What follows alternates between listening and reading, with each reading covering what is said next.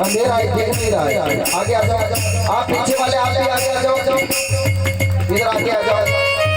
यहाँ ये जगह भर जाए उसके बाद पीछे बैठना। आप भैया भी अभी आगे आगे करके बैठे और ट्रेन के साथ जो हाथ खड़े करते हुए हरि बोल।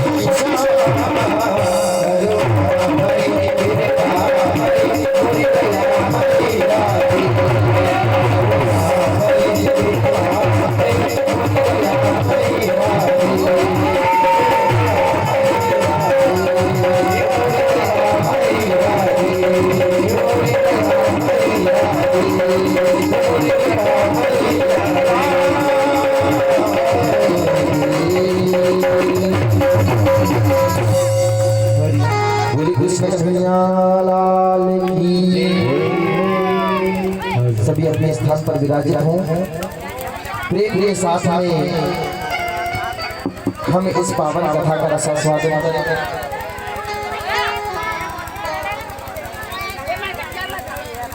आज की कथा एक भक्त की कथा है। एक ऐसे भक्त जो परमात्मा में इतने लीन थे कि भगवान ने 52 बार उनकी सहायता करी है। ऐसे की कथा। और ये कोई युग युगांतर की बात नहीं है, केवल 400-500 वर्ष पूर्व की चर्चा है। जिस समय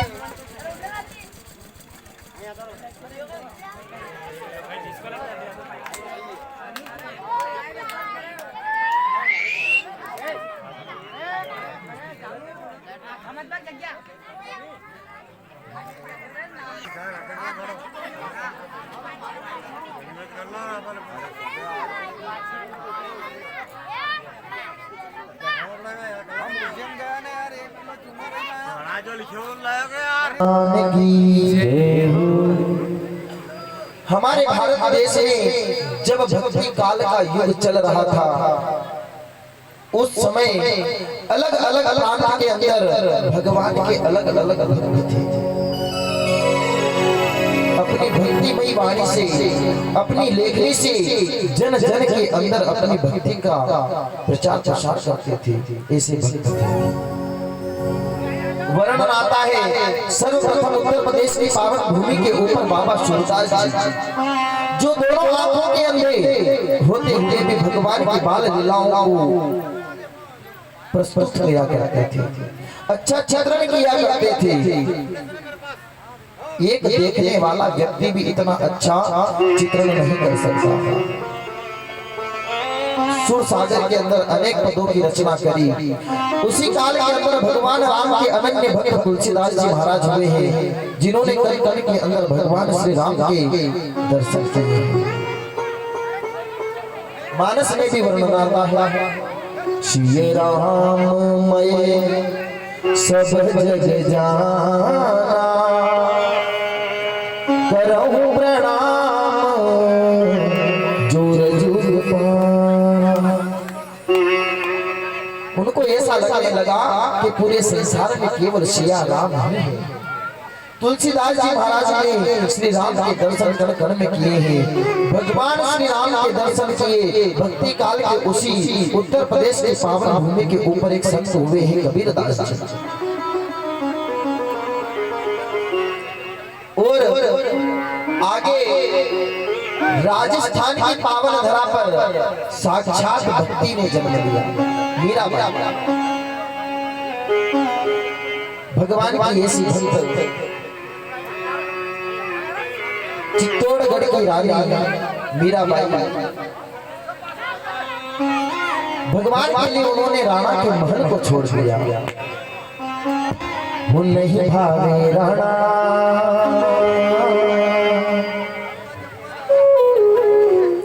वो नहीं भावे घरो, देसर लो रंग रूड़ो, नहीं भावे घरो, देसर लो रंग रूड़ो, नहीं भावे घरो, देसर लो रंग रूड़ो, नहीं भावे घरो, देसर लो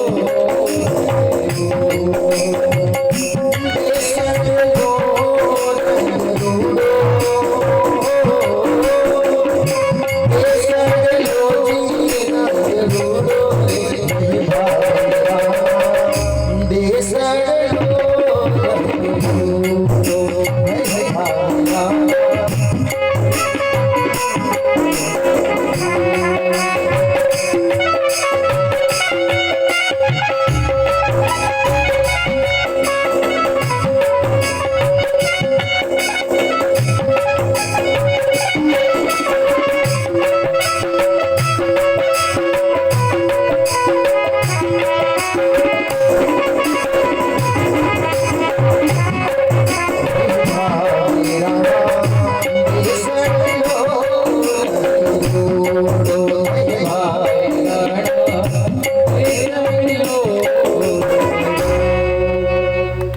भक्त हुई मेरा बाबा। आइए आगे चले, भक्त की कथा में हम प्रवेश करेंगे। आज जिस कथा के लिए आप और हम एकत्रित हुए हैं वो है नानी बाई का माहिरा।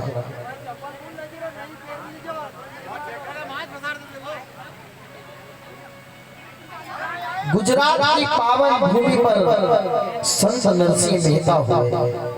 नागर ब्राह्मण कुल के अंदर नरसिंह मेहता ने जन्म लिया। नरसिंह मेहता जिनके पिता का नाम है कृष्ण दामोदर, जिनकी माता का नाम है लक्ष्मी गौरी,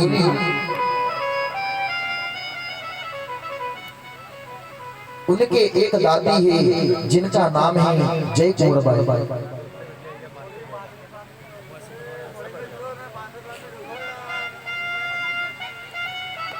नरसिंह जी के जन्म से एक शारीरिक बीमारी लगी हुई थी। नरसिंह जी जन्म से गूंगे और बहरे थे, जन्म से गूंगे और बहरे थे।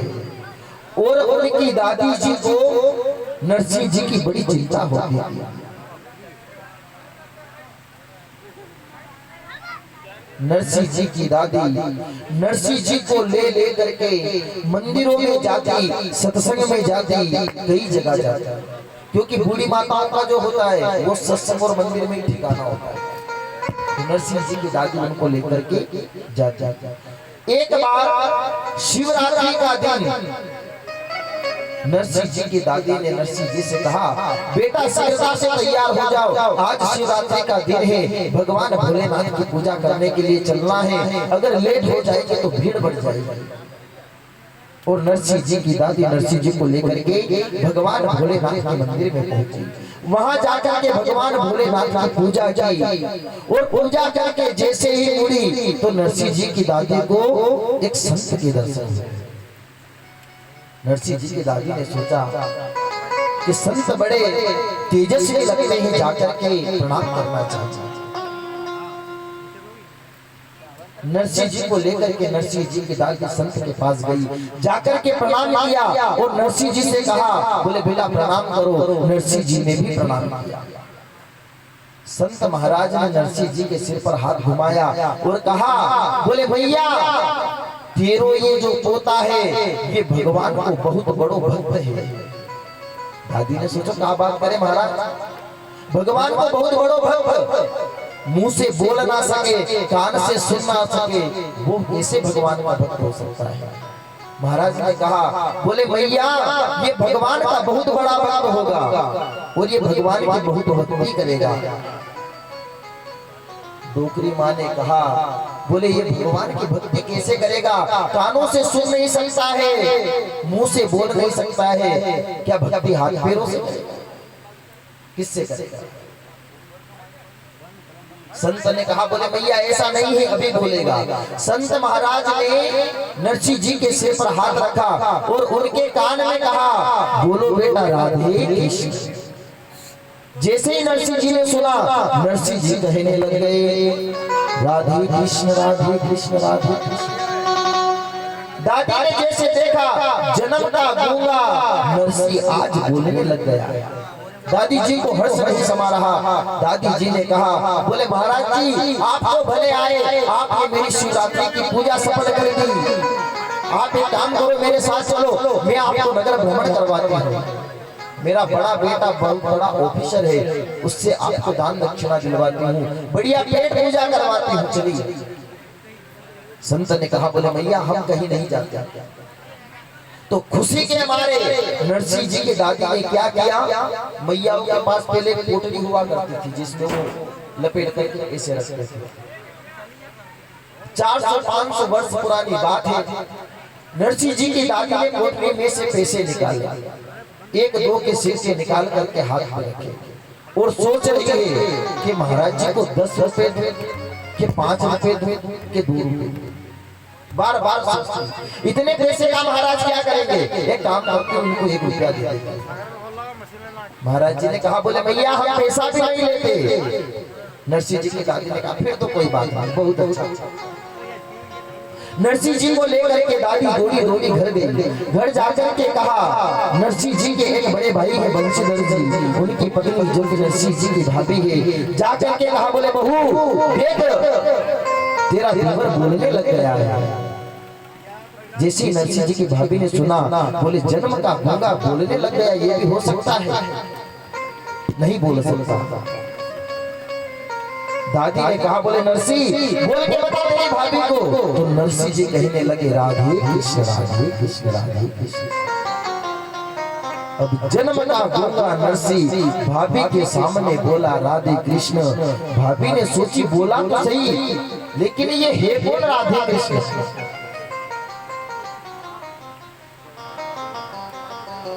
ये राधे कृष्ण कौन है? अब राधे कृष्ण कौन है ये हमें कब पता चलेगा? जब हम किसी सत्संग में जाएं, कथा में जाएं, तो पता चले कि राधे कृष्ण कौन है। तो किस में तो आपको राधे कृष्ण दिखाई देगा, वो तो आपको सत्संग में ही पता चलेगा। अब दादी जी सोच रही है, बोले मैं जीवित हूं जब तक नरसिंह के हाथ पीले हो जाए तो मेरे सारे व्यवधान दूर हो जाए। क्योंकि व्यक्ति की एक इच्छा जब पूरी होती है तो दूसरी इच्छा तुरंत जन्म ले लेती है। आज नरसिंह जी की दादी सोच रही है, बोले इसका विवाह हो जाए। एक सीधी सादी कन्या मिली, उनके साथ में नरसिंह जी का विवाह कर दिया। अब नरसिंह जी की पत्नी है सीधी सादी, और नरसिंह जी की भाभी ऐसी है जिनके दिन भर नाक पर गुस्सा लगा रहता हो महाराज।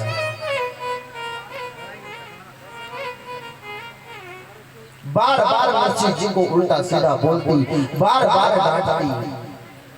एक समय नरसिंह जी से कहा, बोले नरसिंह जाओ जाकर के लकड़ियां बिया करके लाओ, भोजन बनाना है।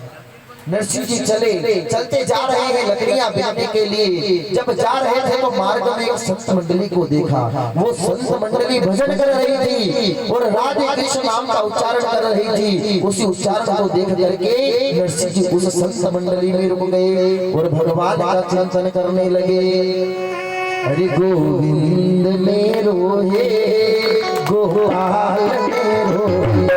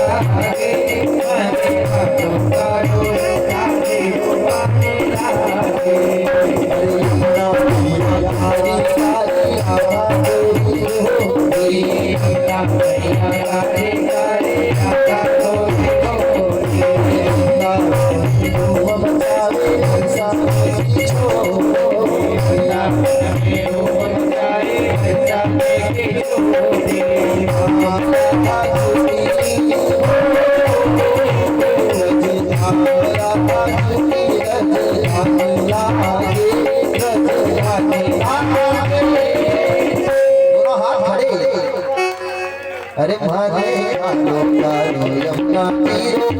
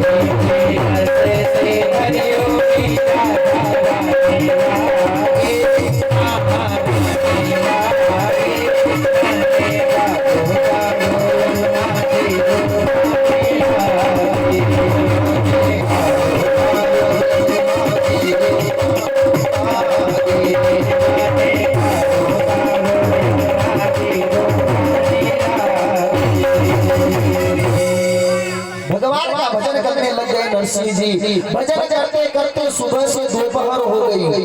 नरसिंह जी को पता नहीं चला कि हम क्या कर रहे हैं। और इधर घर पर भाभी जी रास्ता देख रही है कि नरसिंह अब लकड़ी लेकर के आवे और अब रोटियां खावे। भाभी जी इंतजार कर रही है कि अब नरसिंह लकड़ी लेकर के आवे और अभी रोटियां खावे। परंतु नरसिंह जी तो भगवान का भजन करने में लग रहे हैं। धीरे धीरे संध्या का समय हो गया। संत मंडली ने भजन को विश्राम किया तो नरसिंह जी के दिमाग में आया कि भाभी जी ने तो मुझे लकड़ी लेने के लिए भेजा और मैं यहाँ भजन करने लग गया। अब मैं घर जाऊंगा तो भाभी बहुत लड़ेगी। तो नरसिंह जी चुपचाप घर गए और घर जाकर के लकड़ी के गट्टर को रखा। परंतु देखो विचित्र समय, उसमें से रस्सी टूटी और सारी लकड़ियां बिखर गई। जैसे ही लकड़ियां बिखरी, नरसिंह जी की भाभी दौड़ करके आई, बोले सुधना रहे सुबह के भोजन की लकड़ी तो शाम को लेकर के आयो है। नरसिंह जी ने कहा, बोले भाभी माफ कर दो, गलती हो गई। भगवान को भजन हो रहे हो तो रास्ता में तो मैं वहां रुक गया। जैसे ही ये कहा नरसिंह जी ने, तो नरसिंह जी भाभी ने कहा, बोले भजन वाले ने रोटियां नहीं, रोटियां खाओ भजन वहां जाके आ गए। बंसीधर जी ने और उनकी भाभी ने मिल करके नरसिंह जी को घर से बाहर निकाल दिया, क्योंकि उनको मौका ही चाहिए था। क्योंकि नरसिंह जी जो थे वो भगवान की भक्ति में लीन हो गए। नरसिंह जी का व्यापार बहुत बढ़ गया। एक दिन भगवान साधारण बालक का रूप बना करके आए। नरसिंह जी के यहाँ भिक्षा मांगी और नरसिंह जी से कहा, बोले मुझे भोजन करना है। नरसिंह जी ने कहा कि मैं भजन कर लूं, उसके बाद आपको भोजन करवाऊंगा। उस बालक ने कहा कि आपके पास यश वैभव होते हुए आप भगवान की भक्ति कर सकते हैं, परंतु कुछ ना हो उसके बाद भक्ति करो तो पता चले कि सच्ची भक्ति क्या होती है। उस बालक के कहने पर नरसिंह जी ने उनके पास जितना भी कुछ था वो सब दान कर दिया, सारा दान कर दिया और जंगल में चले गए। एक कुटिया बना करके रहने लगे। वहां भगवान का भजन करते और परमात्मा से कहते कि हे मेरे प्रभु, पगलिया में बांधू थारे पायलिया, थोड़ा बेगा बेगा आओ हमारा शादी।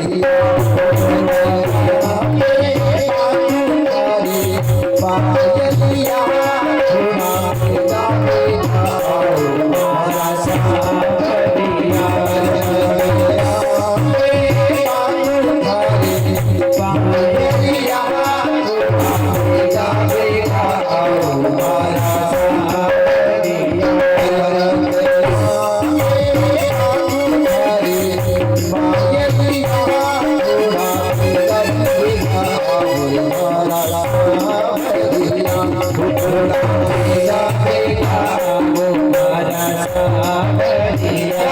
भगवान को बुलाओ, कैसे बुलाओ? 3 घंटे का आनंद है मात्र, दोनों हाथ खड़े करके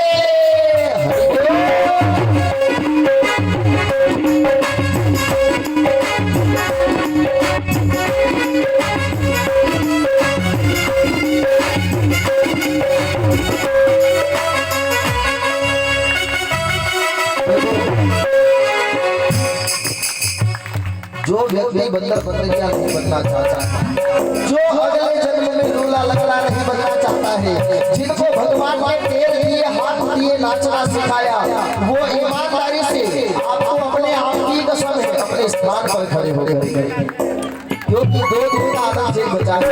पीछे से भाई लोग हो जाओ खड़े। हरि बोल।